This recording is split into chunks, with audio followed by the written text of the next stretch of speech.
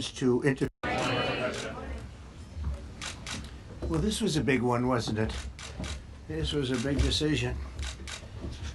An amazing decision, one that we're very happy about. This morning, the Supreme Court has delivered a monumental victory for the Constitution, the separation of powers, and the rule of law in striking down the excessive use of nationwide injunctions to interfere with the normal functioning of the executive branch. The Supreme Court has stopped the presidency itself. That's what they've done. And really, it's been an amazing period of time, this last hour. There are people elated all over the country. I've seen such happiness and spirit. Sometimes you don't see that, but this case is very important. I was elected on a historic mandate, but in recent months we've seen a handful of radical left judges effectively try to overrule the rightful powers of the president to stop the American people from getting the policies that they voted for in record numbers. It was a grave threat to democracy, frankly, and instead of merely ruling on the immediate cases before them, these judges have attempted to dictate the law for the entire nation.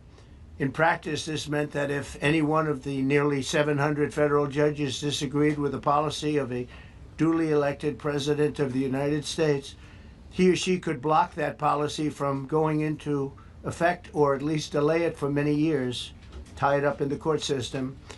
This was a colossal abuse of power which never occurred in American history prior to recent decades, and we've been hit with more nationwide injunctions than were issued in the entire 20th century together. Think of it, more than the entire 20th century, me.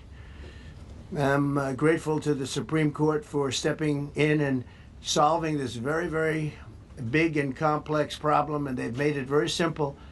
I want to thank Justice Barrett, who wrote the opinion brilliantly, as well as Chief Justice Roberts, and Justices Alito, Gorsuch, Kavanaugh, and Thomas. Great people.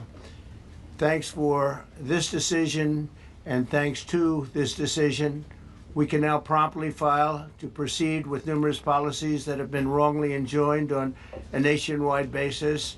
And some of the cases we're talking about would be ending birthright citizenship, which now comes to the fore. That was meant for the babies of slaves. It wasn't meant for people trying to scam the system and come into the country on a vacation.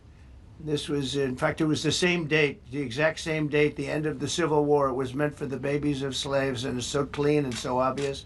But this lets us go there and finally win that case, because hundreds of thousands of people are pouring into our country under birthright citizenship, and it wasn't meant for that reason. It was meant for the babies of slaves. So thanks to this decision, we can now promptly file to proceed with these numerous policies and those that have been wrongly enjoined on a nationwide basis, including birthright citizenship, ending sanctuary city funding, suspending refugee resettlement, freezing unnecessary funding, stopping federal taxpayers from paying for transgender surgeries, and numerous other priorities of the American people. We have so many of them. I have a whole list. I'm not going to bore you, and I'm going to have Pam get up and say a few words, but there's really, she can talk as long as she wants, because this is a very important decision. This is a decision that covers a